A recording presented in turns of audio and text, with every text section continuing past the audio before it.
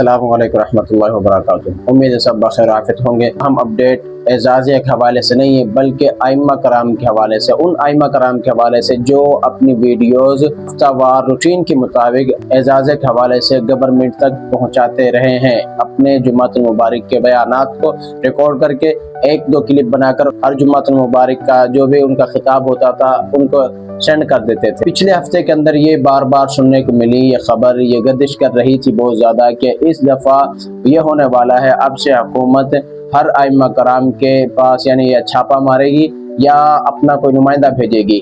देखिए बात क्या, देखते हैं कि बात क्या करता है जुम्मतुल मुबारक के बयान के अंदर। किसी के खिलाफ तो बातें नहीं कर रहा, या हुकूमत के खिलाफ या किसी और इदारे के खिलाफ। खतीब हजरात हैं, इन आइम्मा कराम का एजाज़ लगा हुआ है और उनकी मसाजिद के अंदर जुम्मतुल मुबारक की नमाज हो रही है और वो खुतबा दे रहे हैं, तो वो अपने हर खुतबा को जुम्मतुल मुबारक जो भी वो बयान करते थे उसका छोटा सा क्लिप हुकूमत को सेंड कर देते थे बनाकर।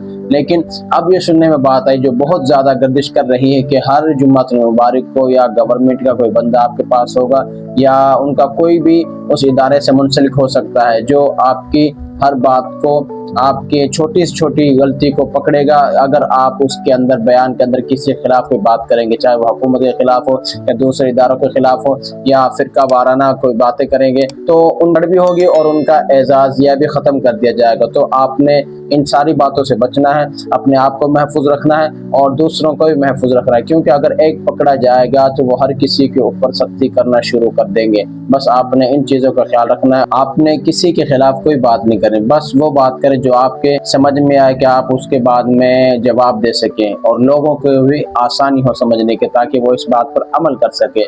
ऐसी बात करें जो आपके लिए फ़ायदेमंद हो और सामईन के लिए भी फ़ायदेमंद हो।